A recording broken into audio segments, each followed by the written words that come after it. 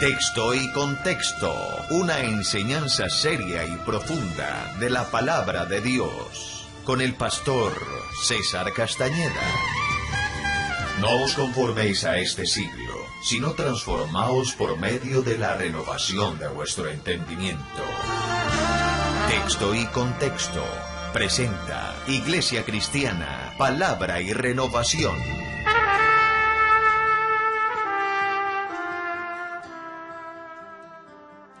Esta mañana hemos tenido un tiempo de adoración al Señor precioso, un tiempo donde hemos dejado que nuestra vida se conecte con el Señor. No podríamos decir que hubo un momento en el culto donde el Señor llegó, o donde el Espíritu Santo vino. El Espíritu Santo está en nosotros. Él no, va llegando. No, que hay una relación nuestra con Dios y que hay un momento de adoración donde hay una manifestación. Pero el Señor está en nuestros corazones desde el momento en que recibimos a Jesús. Entonces lo que hay es ese momento especial donde hay un quebranto, donde como congregación, porque la Biblia lo enseña así, ¿cierto? Desde el Antiguo Testamento se hablaba de la congregación de Israel, y el Nuevo Testamento habla de la iglesia, que significa una asamblea de personas que hemos creído en el Señor, y eso somos la iglesia. Y en el Nuevo Testamento se nos habla mucho acerca de la necesidad de unirnos, de congregarnos, de venir a la casa del Señor como iglesia. Y el Señor se va a mover en la adoración de la iglesia porque está en medio nuestro. Entonces hay algo especial porque es como cuando yo tengo encendida un fuego donde cada pedazo de carbón está encendido y al unirse con otros pedazos de carbón pues va a haber una manifestación de una llama especial. Entonces eso es lo que hacemos, nos juntamos para que esa llamita que tenemos cada uno de nosotros deje el Señor hacer eso, y no hay nada más especial que venir a la casa de Dios. Si alguien abandona esto, está perdiéndose de algo especial. La Biblia dice, no dejemos de congregarnos, como muchos ya lo han cogido por costumbre. Y eso lo dijo en Hebreos, la palabra, en el año 67. O sea que en el año 67 ya había gente ahí que iban a veces a la iglesia. Entonces no se extrañe que hay gente que a veces los ve uno y que aparecen en otras ocasiones. Como hemos venido hablando acerca de todo el proceso de liderazgo, y la semana pasada ya veíamos algunos impedimentos dentro del crecimiento nuestro, hoy quisiéramos tomar un tema y es cómo mantener la victoria. La victoria que Dios nos ha dado, ya nosotros la tenemos. La victoria no la vamos a tener. No es algo que se nos prometió que lo íbamos a alcanzar. Y le quiero decir una cosa, ninguno de nosotros alcanzará la victoria por nuestros propios medios.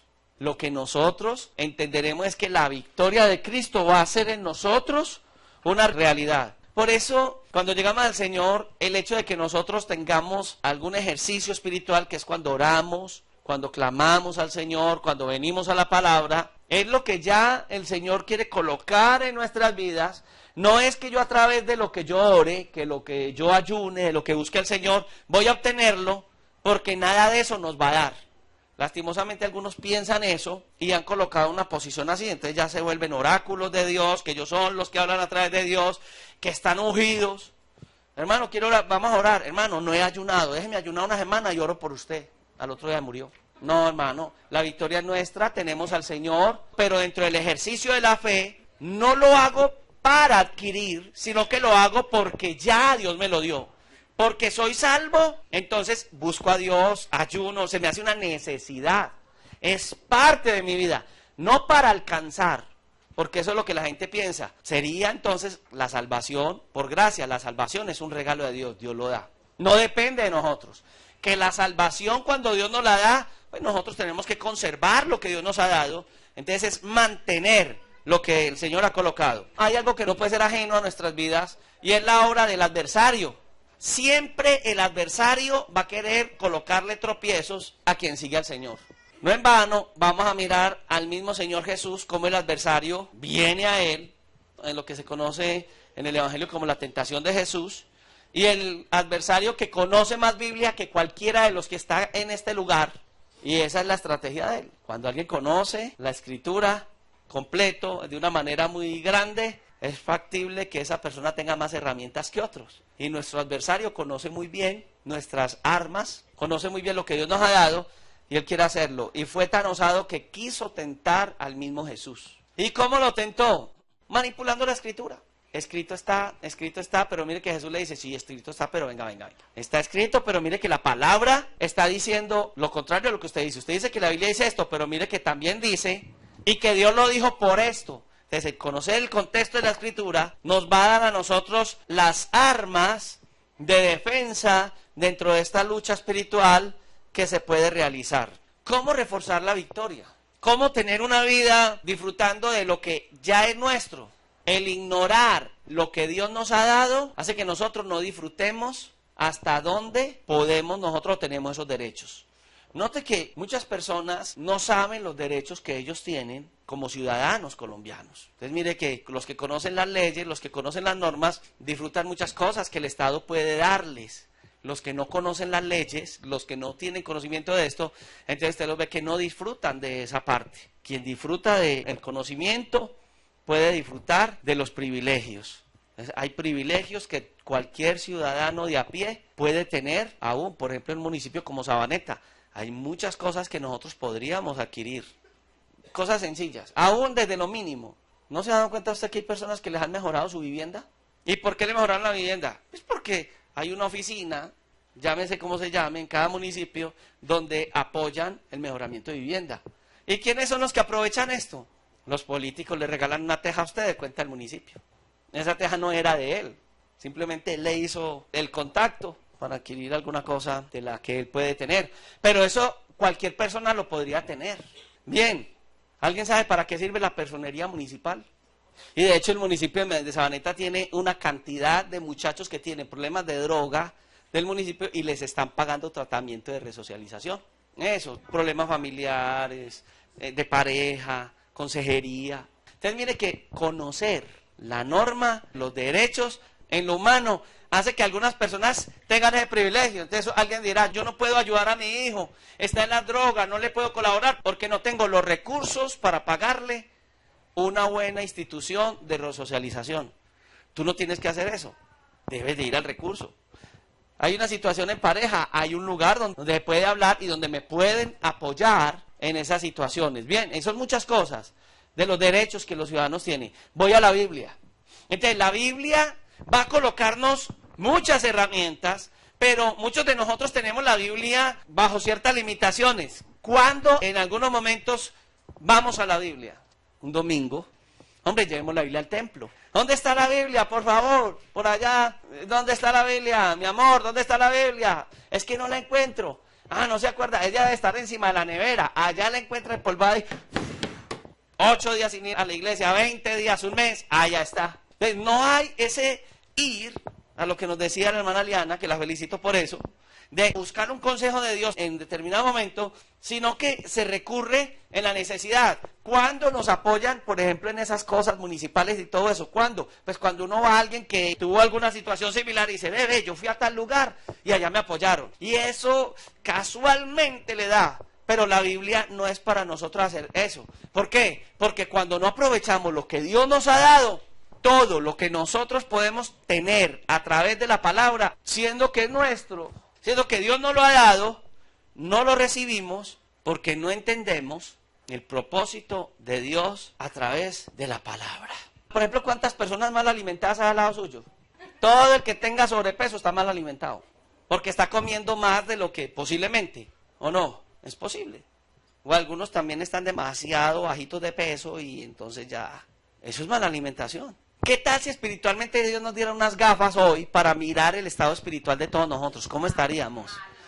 Un poco necesitado de mejor alimentación. Veríamos al hermano en los huesos, flaco, raquítico.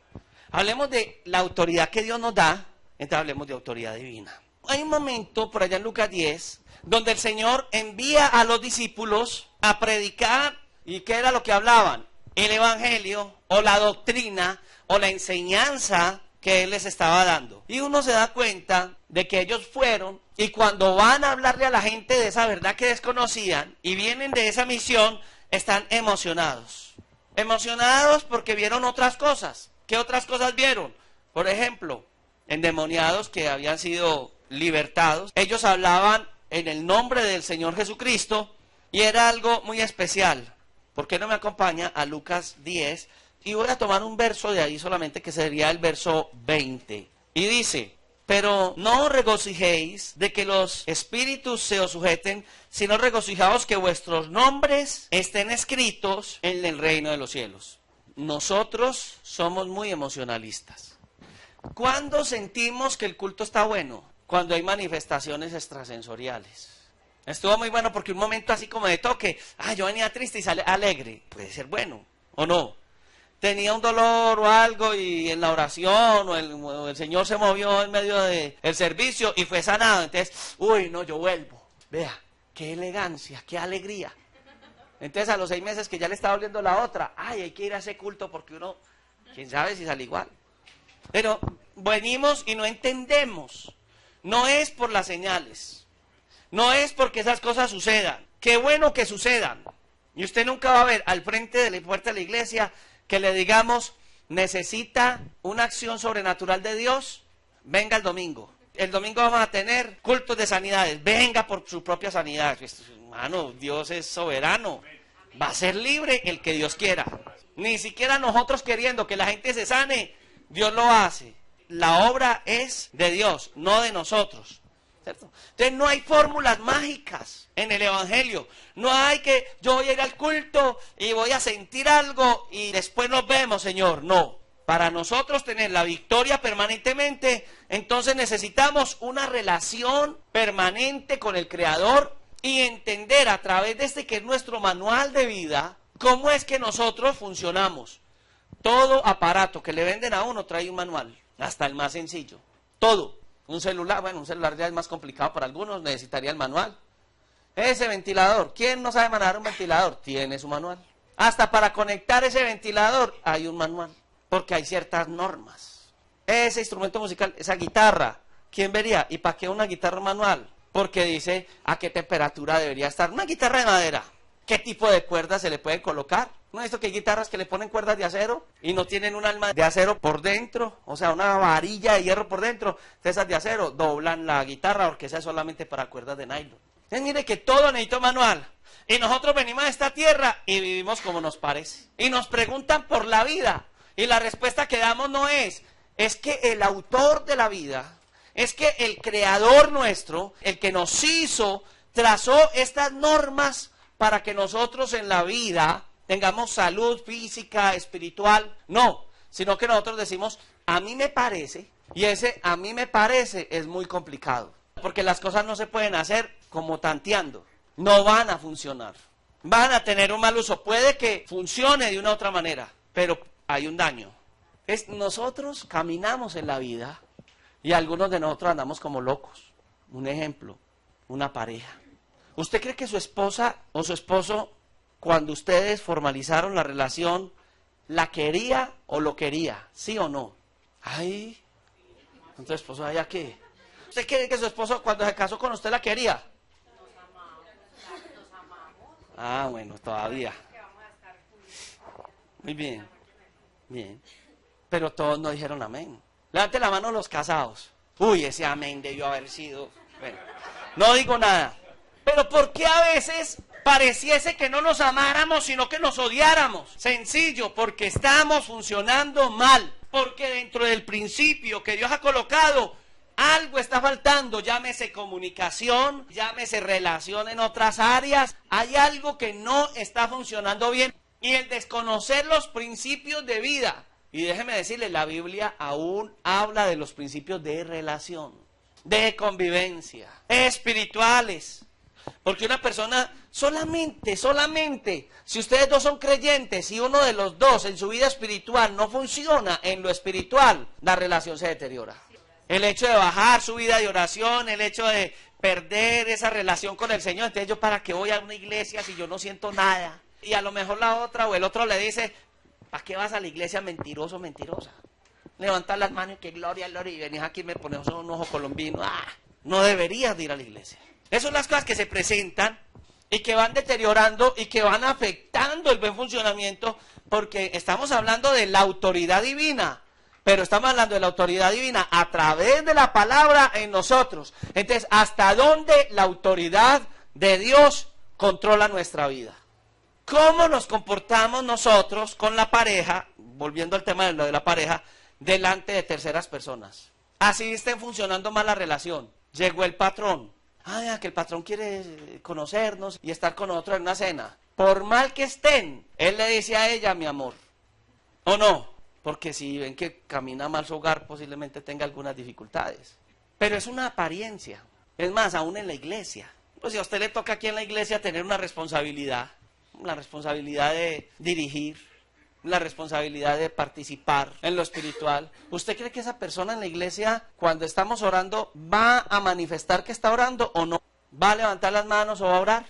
Pero en la casa no ora, pero no tiene una relación con Dios. Hay algo que está funcionando mal en la persona. Entonces ahí es donde mostramos lo que quisiéramos hacer. Yo no puedo decir, es que es una hipócrita, mírelo. Es un deseo que la persona tiene, pero no está en este individuo esa relación con Dios que le va a dar autoridad espiritual. El hecho de que la palabra de Dios se encarne en nosotros hace que esa palabra nos dé la autoridad de Dios. La autoridad no está en gritos.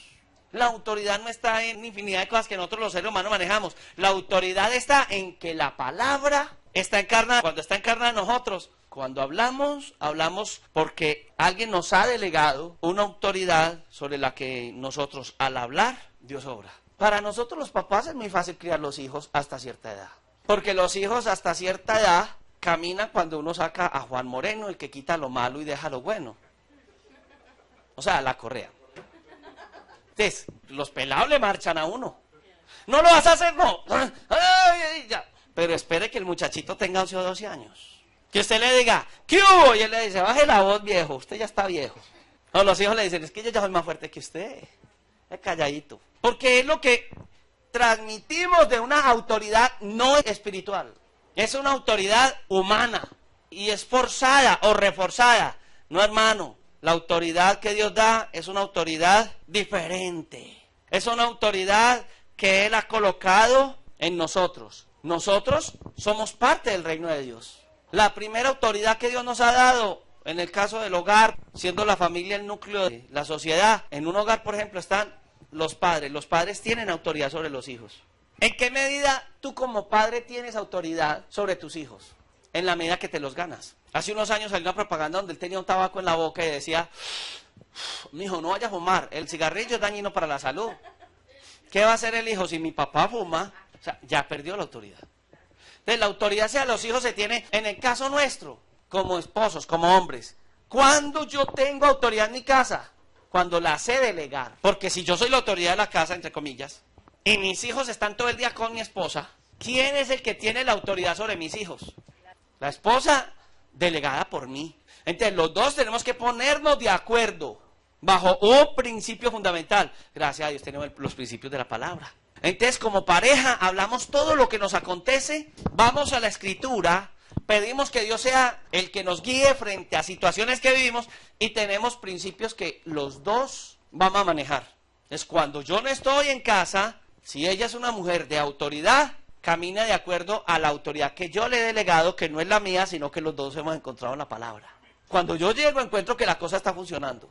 Si yo llego a la casa y encuentro que los hijos no están caminando de acuerdo a principios que deben fundamentarse, ¿qué debería hacer yo frente a ella? Venga, momentico, no estamos funcionando bien porque tú no lo estás haciendo de acuerdo al principio de la Sagrada Escritura. Pero cuando ella marcha bajo los principios que son, yo como autoridad no puedo pasar sobre ella. Entonces un hijo cuando llegó a la casa, ella lo tiene bajo una disciplina, no vas a salir, no vas a ver esto. Y yo llego y el hijo dice, papá, tal cosa, hágala. Y ella viene, pero es que yo le dije, se le dijo, pero por encima de usted estoy yo. Perdí la autoridad. Mire que Dios nos delegó una autoridad. ¿Será que nosotros podemos pasar por encima de Dios? Él nos dio la autoridad. La pregunta que quiero hacer es, ¿y pasamos nosotros por encima de Dios? ¿Cuándo pasamos por encima de Dios? Cuando tenemos autoridad fuera de la autoridad bíblica. Por ejemplo, la Biblia dice que debo tratar a mi esposa como vaso más frágil.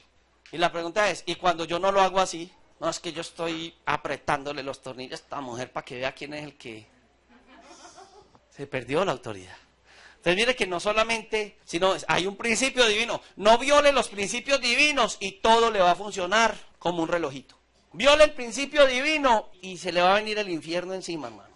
No, y hay una complicación cuando él no es creyente, porque él va a querer hacer las cosas en contra del principio, algunas en contra del principio bíblico, y a nosotros nos va a primar el principio bíblico entendiendo que hay sujeción a la esposa está sujeta a su esposo en el Señor, desde que no pase por encima de lo que la Sagrada Escritura está diciendo. Hombre, entonces ahí ¿qué pasa? Es menester obedecer a Dios. ¿Se acuerda que aún le pasó a los apóstoles? No, pero es que a ustedes les ordenamos que no fueran a predicar, qué pena. Pero Dios nos mandó a hacer esto y es menester obedecer a Dios antes que a los hombres. Y eran los sacerdotes y aún los principales los que se habían unido para darles esta orden. La pérdida de autoridad es tremenda y es un peligro. Por ejemplo, aún en la Escritura dice cómo nosotros los ministros del Evangelio debemos estar frente a la iglesia. La Biblia dice que nosotros, los ministros del Evangelio, los pastores, debemos tener ciertas condiciones. No ignorar la Escritura, no ser neófitos, ¿cierto? No ser pendencieros. ¿Qué es un pendenciero? Exacto.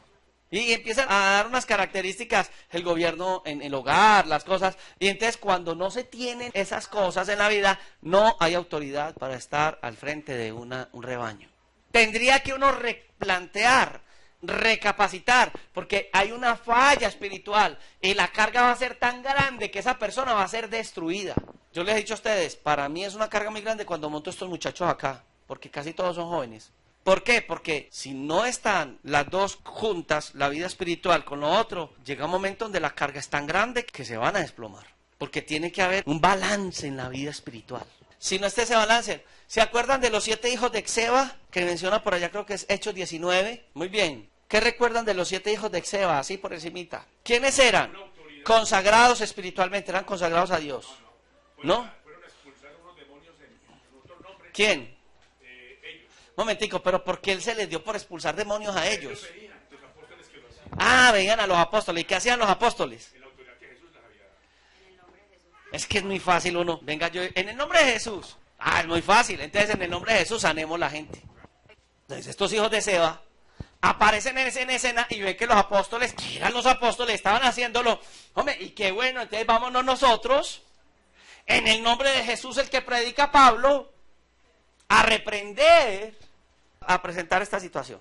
Quiero que vaya conmigo. Hechos capítulo 19. El método de ellos fue el método de Pablo. Bien, eso es desde el, vamos para el 14, 19, Hechos 19. Dice que había 7 hijos de un tal Exeba. Él era judío.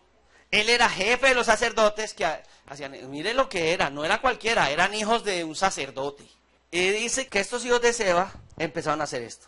Pero mire que un espíritu malo dijo, a Jesús conozco. Bueno, yo quiero que lo hagamos desde atrás para que entiendan el contexto. Desde el 11. Y hacía Dios milagros extraordinarios por mano de Pablo. Ahí, porque Pablo era un hombre de Dios.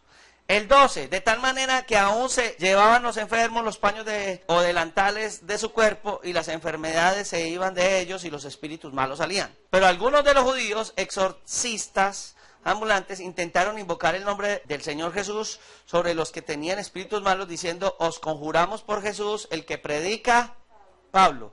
Dice que la respuesta de los espíritus, ¿cuál fue? A Jesús conozco y sé quién es Pablo, pero vosotros, ¿quién sois? Y el hombre en quien estaba el espíritu malo, saltando sobre estos muchachos y dominándolos, 1 sobre 7, pudo más que ellos, de tal manera que huyeron de aquella casa desnudos y heridos, y fue notorio en todos los que habitaban en Éfeso, así como griegos, y tuvieron temor todos ellos, y era magnificado el nombre del Señor Jesús. Bien, entonces aquí hay una situación. Yo no sé si usted ha visto un endemoniado. A mí me tocó ver un endemoniado en el Centro de Fe Esperanza de Medellín cuando tenían bancas. En una banca cabían 6 personas, y hermano, una banca no la cargaba uno, una banca la cargábamos 2, mejor 3 o 4, pero si éramos 2 nos tocaba durito, que eso pesaba, era de pura madera, y ahí me tocó ver un endemoniado coger la banca con la mano así, y empezar a bolearla a todas las personas, un solo endemoniado. Nosotros en la vida espiritual estamos luchando de una manera tremenda, porque es contra huestes espirituales de maldad. Realmente no somos nosotros, es el Señor en nosotros. ¿Por qué nosotros tenemos victoria en la vida espiritual? Porque caminamos de acuerdo al principio de Dios y Dios es el que está sobre nosotros. ¿Qué tenía Pablo que no tuvieran estos otros hombres como individuo? ¿Era más inteligente? ¿Era más fuerte? Pero fue un hombre que dijo, ya no yo, más Cristo. Pero era un hombre que siempre la palabra estaba en su boca. Pero era un hombre sujeto a la palabra del Señor. Pero era un hombre con autoridad espiritual. Porque aunque tuvo oposición de sus hermanos, cuando él sale a predicar el evangelio, la pregunta es, ¿quién podía decir algo en contra de la vida de Pablo? ¿Lee usted en la escritura que muestre que había oposición porque la vida de Pablo era la de un sinvergüenza? Perdonen el término. No, Pablo fue un hombre que sirvió a Dios. Y al servirle a Dios tenía autoridad espiritual. Sencillo, era un hombre sencillo, pero con la autoridad de Dios. Entonces, sea quien sea, la autoridad que Dios nos la va a dar en la medida que nosotros vivimos de acuerdo a la palabra. En la medida en que nosotros nos sujetamos a la autoridad de Dios. Porque recuerden, no es la autoridad de Él. Va a colocar un ejemplo acá en la iglesia. Usted ahí llega a la iglesia y encuentra un hermano monito y sarquito, ¿cierto? El hermano Miguel, que es muy querido, muy formal, ¿o no? Vea, si lo siente con sed, ¿quiere un vasito de agua? Ahí está el hombre ahí mirando a ver la gente que llega, muy pendiente de la gente. ¡Qué bien! Pero también va a tener hermanas en la cocina y quienes hacen aseo. La pregunta es, ¿y si usted llega en un momento donde ellas están haciéndole aseo a los baños? Y usted va a entrar al baño y una de ellas le dice, hermanita, un momentico, ¿podría esperar 5 minutos? Y usted ahí, 5 minutos, que ya veas que lo acabé de trapear. No, yo voy es para adentro. No, un momentico. Entonces usted le dice, pero, ¿usted quién se cree pues? Porque algunos creen que solamente al pastor. ¿Usted cree que es el pastor? Oigan a esta, quítese de ahí. Lambona. Se le subió a la cabeza. Mira esta. Y se entra al baño. Entonces, ay, pastor, hermano, ¿qué pasó? Ah, no, pastor, no, nada. No, esas que son tan creídas que... Yo le hago una preguntita. ¿Ella tiene autoridad de estar ahí en el baño, sí o no? Toda. Entonces, cuando usted a ella la trató mal, me trató mal a mí. Ay, no, pastor, pero trató mal a Dios. Pasó la autoridad de Dios. Enfrentó usted a la autoridad, no de esa persona tan sencilla y humilde, sino la autoridad de Dios. Cuando usted enfrenta a cualquier autoridad, llámese una persona que tiene una responsabilidad en la iglesia, la más sencilla que sea. Enfrenta usted la autoridad de Dios a través de su esposo, su esposa, sus padres. Enfrenta usted una autoridad de ese tipo, usted se está metiendo a nivel espiritual en problemas. Porque está perdiendo, porque no va a tener autoridad para predicar la palabra, para vivir la palabra, para hacer testimonio. Tremendo esto, ¿no? Porque a veces pensamos que no. Y es más, está enfrentando directamente la autoridad de la palabra de Dios. La Biblia habla de una situación nuestra. Nuestros nombres hoy están escritos en el reino de los cielos. Por eso, estos endemoniados reconocieron a Pablo, ¿cierto?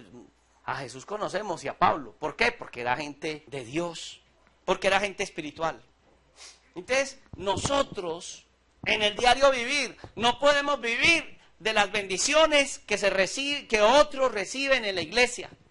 No podemos vivir de otras bendiciones que Dios está dando. Yo tengo que venir a la palabra y decir, yo creo en la palabra, no porque Pablo dice, porque él lo vivió, sino porque yo también lo que él dice lo estoy viviendo. Porque esa palabra, cuando se pone en práctica, para mí es mi victoria. Amén. Entonces, ¿cuándo tengo yo la victoria? Pues cuando la palabra encarna en mí. Amén, amén. Y yo voy a empezar a mirar en Dios momentos muy especiales, porque Dios se va a mover a través de la autoridad. Y recuerde, la autoridad comienza en mi relación con Dios. La autoridad se manifiesta en mi relación con los míos. Y mire que cuando se les predica el evangelio, ¿en dónde tenían que predicar primero el evangelio? ¿Qué les dice el Señor? Vayan primero a donde los conocen. ¿Usted sabe por qué hay gente que le gusta ir a esas mega iglesias? Porque nadie los conoce. Yo me he encontrado gente que los veo en una mega iglesia, después los veo. Pues como nosotros aquí somos poquitos, nos conocemos las caras. En un lugar tan grande, no. ¿Y dónde lo he encontrado? En el parque tomando cerveza, enrumbados. Le dice, pero este no es el que va. O sea, no. Porque no hay autoridad. Llegan a la casa, así sean cristianos, ¿y cuál es la respuesta de su familia? Luz de la calle, oscuridad de la casa. No hay un testimonio, no hay una vida. Entonces, si hablamos de autoridad, de ahí para allá, no lo hay. Se ha perdido esa autoridad. Entonces la pregunta es, hablábamos de que esta gente tenía el nombre escrito en el reino de los cielos, ¿cierto? Pablo tenía el nombre. ¿Será que los hijos de Seba tenían el nombre escrito en el libro de los cielos? Yo conozco a Pablo y conozco, pero ustedes, no, hombre, ¿cómo les ocurre? No hay autoridad de Dios. ¿Cómo debemos nosotros adquirir esa autoridad? Se habla mucho en nuestros tiempos de fe. Pero ¿qué tipo de fe es la que hoy escuchamos hablar. La fe de que Dios le va a dar 1 millón de pesos, 10 millones de pesos, 100 millones de pesos. La fe de que le va a dar el carro del año. Entonces vaya a la calle, todo lo que pisares con tu pie, ese carro es mío. Yo no sé cuánto andan como pollos pisando las muchachas a ver si alguna de ellas cae. No. Así no funciona lo espiritual. Y la fe no es eso. ¿Qué es la fe? La fe es algo que viene por inercia, que Dios lo da a través de la palabra de Dios. Viene por el oír y el oír por la palabra de Dios. La fe es creer que las promesas que están en la palabra para usted y yo son en el sí y amén. Entonces la fe se va a manifestar en nuestra vida, no en milagros. Se va a manifestar en nuestra vida, no en acciones. La fe se va a manifestar en la obediencia a la palabra. Hermano, uno escucha gente en la calle que le dice, a mí me gustaría ser evangélico, pero eso es muy difícil. Y a uno se le viene el bombillito y dice, claro, para un carnal es difícil. Para uno en el mundo es difícil. Para una persona que quiere seguir atada al mundo es difícil. ¿Por qué? Porque hay que morir para vivir. Porque tenemos que ser como el granito, como la semilla. Que la semilla tiene que caer en tierra, estar la tierra bien húmeda, para que la semilla se pudra y nazca algo especial, una plantica. El problema es que muchos no queremos morir. Y como no queremos morir, no hay fe. Lucas 10:21. Y es tremendo porque desde el versículo 13 está denunciando a Jesús a los indiferentes. Ustedes en mente dicen, no se regocijen de que los espíritus inmundos se les sujeten. Mire, hablando del mismo tema, ¿no? Si no regocijáis de que nuestro nombre está escrito en el reino de los cielos, el 20. El 21, en aquella misma hora Jesús se regocijó en el espíritu y dijo, mire lo que él expresa. Te alabo, oh Padre, Señor del cielo y de la tierra, porque escondiste estas cosas de los sabios y entendidos y las has revelado a los niños. Sí, Padre, porque a ti así te agrado. Entonces, cuando estábamos empezando a estudiar la carta de los Corintios, nos damos cuenta de que Dios llamó a ¿quién? A lo vil y lo menospreciado del mundo. ¿Por qué Dios llama a lo vil y lo menospreciado en el mundo? El mismo contexto lo dice, para avergonzar a los que se creen sabios. O sea, usted y yo, para crecer en fe, tenemos que sentirnos pequeños. No podemos pensar de que Dios se ganó la lotería con nosotros. Entonces Jesús dice, Dios lo escondió a ellos. Dios escondió eso de esas personas supuestamente sabios para darlas a personas sencillas. Y no se le olvide esas palabras de Jesús que dice que hay que recibir el mensaje del evangelio como un niño. Y usted no ve que los niños les dan la pela, o no sé qué, si es que de esa manera los disciplinan. Y el niño está al ratico ahí al lado de uno, contemplándolo a uno, acariciándolo a uno, qué hermosura. Y el Señor dice, ustedes tienen que ser de una docilidad. Y la docilidad es, hermano, cree en la palabra. Jesús dijo algo muy tremendo y es, cuando vuelva el Hijo del Hombre hallará fe en la tierra. Y lo que Satanás en este pleno siglo XXI está haciendo es que está levantando gente perversa. Entonces la gente dice, ¿a quién hay que creerle? A que aquel hizo tal cosa, que ese supuesto pastor hizo tal cosa, que aquel sacerdote hizo tal cosa. Entonces, ¿a quién hay que creerle? Pues a Jesús. Podemos creer en el hombre. Los seres humanos nos van a defraudar. Los seres humanos nos van a fallar. Pero Dios no nos va a fallar. El cielo y la tierra pasarán, pero esta bendita palabra no va a pasar, hermano. Ella es la que nos alimenta. Ella es la que nos da la vida. Recuerde que el Señor está hablando en Juan 10:10 y dice que Satanás vino a robar, matar y destruir. Esa es la obra del adversario. La obra de Dios no es esa. Él nos viene a edificar. Dios quiere edificar nuestros hogares. A los hermanos que están como en ese proceso de si voy o no la semana entrante al retiro, yo les invito a que vayan al retiro. Y si usted no tenía planes de ir al retiro y quiere ir al retiro, vaya donde la hermana Amar y diga, venga, yo quiero ir, todavía puedo. Porque vamos a hablar más de esta necesidad que tenemos como parejas. Todas las parejas necesitamos apoyo. Porque si usted no tiene desde ahí una relación personal con Dios y una relación que está influenciando a quien tiene al lado, el enemigo le está robando la autoridad. Le está ganando terreno. La Iglesia Cristiana Palabra y Renovación presentó Texto y Contexto con el pastor César Castañeda. Sabaneta, Antioquia. Teléfonos 311-366-2902. Iglesia Cristiana Palabra y Renovación.